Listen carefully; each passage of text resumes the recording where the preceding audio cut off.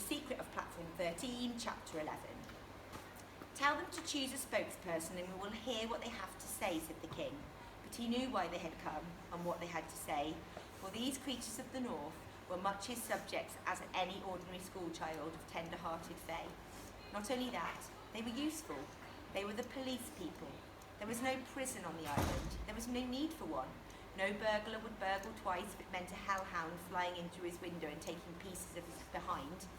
Any drunken youth going on a rampage soon sobered up with a squint-eyed harlequin landed on his chest and squeezed his stomach so as to give him awful dreams. And you only had to say the word harpy to the most evil-minded crook, and he went straight from then on. And it was a harpy, the chief harpy, who pushed the others aside and came in to stand before the king. She called herself Mrs. Smith. She wasn't married, and would have been hard to think of anyone who would have wanted to sit up in bed beside her drinking tea. The harpy's face was that of a bossy lady politician, the kind that comes on telly to tell you not to eat the things you like and to do something different with your money. Her brassy permed hair was stained black from her forehead and combed into tight curls. Her beady eyes were set on either side of her nose, and you could have cut cheese and her mouth was puckered with a boldly sewn buttonhole. A string of pearls was wound around her neck, a handbag dangled from her arm, and she wore a stretched top tucked into green bloomers with a frill round the bottom. But from under the bloomers there came the long, scaly legs and frightful talons of a bird of prey, and growing out of her back, piercing the crimpline, was a pair of black wings which gave out a strange rank smell. I have come about the prince, said Mrs. Smith in a high, piercing voice. I am disgusted by the way this rescue has been handled. Appalled, shocked, all of us are. Harpies have been around for hundreds of years. In the old days they were called snatchers because they snatched people's food away so that they starved to death or fouled it to make it uneatable. And it wasn't just food they snatched in their dreadful claws. Harpies were used to punishing. They carried people away in their dreadful talons to tortures of the underworld. Mrs. Smith patted her hair and opened her handbag. No, said the king and put up his hand. The handbags of harpies are too horrible to describe. Inside is their makeup, face powder, lipsticks, scent. But what makeup? Their powder smells of the insides of slaughtered animals, and one drop of their perfume can send a whole army reeling backwards. Not in the palace, he went on sternly. Even Mrs. Smith obeyed the king. She shut her bag, but once again began to complain. Obviously that feeble fae and wonky wizard have failed. One could hardly expect anything else, and frankly, my patience is exhausted. Everyone's patience is exhausted. I insist that I am sent with my harpies to bring back the prince. What makes you so sure that you can find him, asked the king. The harpy twiddled her pearls. I have my method, she said, and I promise he won't escape us. She lifted one leg, opened her talons, covered in their stick-making black varnish, and closed them again, and the queen buried her face in her hands. As you see, my assistants are ready and waiting, and she waved her arm in the direction of the window, and sure enough, there were 4 more loathsome harpies, like vultures with handbags, standing in the light of the lamp. I'll take a few of the dogs as well, and you'll see, the boy will be back in no time.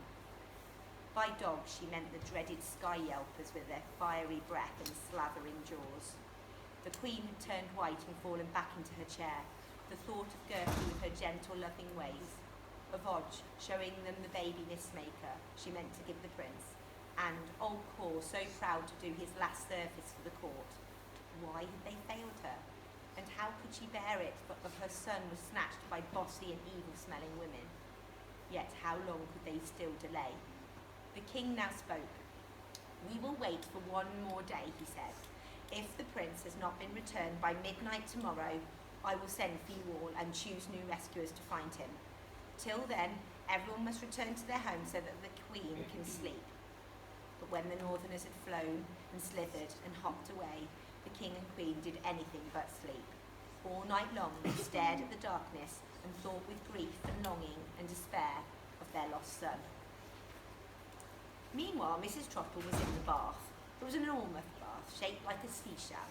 All around the edge of the tub were little cut glass dishes to hold different kinds of soap, and a gold-plated rack stretched across the water so that she could rest her box of chocolates on it, and her body lotions, and the sloppy love story she was reading.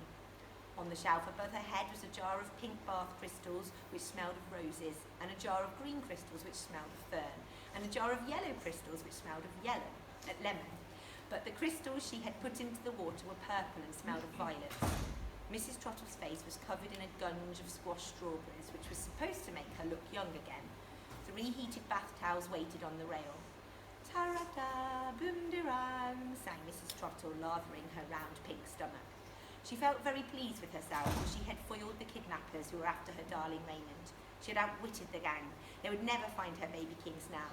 They would expect her to go to Scotland or to France, but she'd been too clever for them. The hiding place she had found was as safe as houses, and so comfortable. Mrs. Trottle chose another chocolate and added more hot water with her painted toe.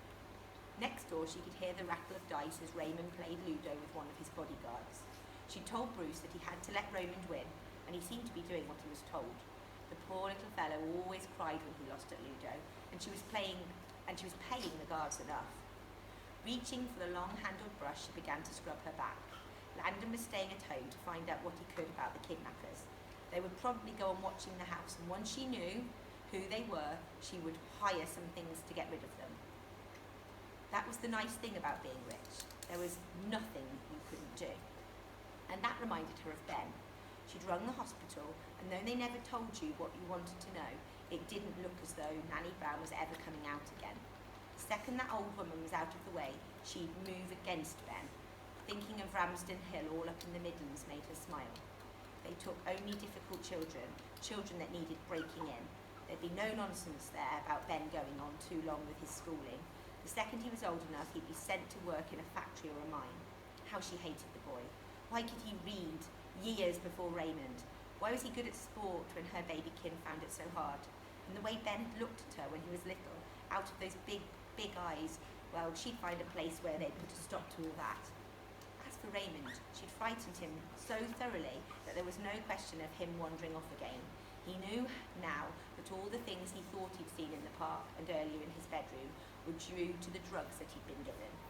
There's nothing people like that won't do to you if they get you in their clutches, she said to him.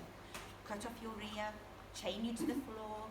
She'd hated alarming her beautiful son, but Raymond would obey her now. What a splendid place this was, thought Mrs. Trottle, dripping soapy water over her thighs. Everything was provided, and yet perhaps the violet bath crystals weren't quite strong enough. Perhaps she should add something of her own, something she brought from home. Sitting up, she reached for the bottle of Monita on the bathroom stool. The man who mixed it for her had promised no one else had a scent like it.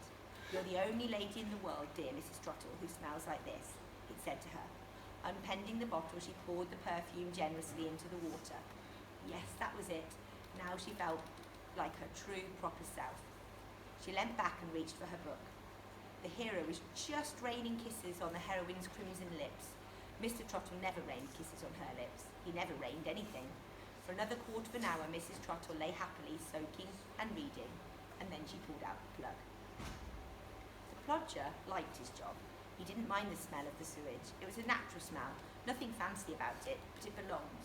He liked the long dark tunnels and the quiet and the clever way the water courses joined with each other and branched out. He could tell exactly where he was under which street of square or park, just from the way the pipes ran. It was a good feeling knowing he could walk along 20 feet under Piccadilly Circus and not be bothered by the traffic and the hooting and the silly people trying to cross the road. It wasn't a bad living either. It was amazing what people lost down the loo, or the plug hole, or a bath, especially on a Saturday night. Not alligators. The stories about alligators in the sewers were mostly rubbish. But earrings, or cigarette lighters, or spectacles. His father had been in the same line of business, and his grandfather before him.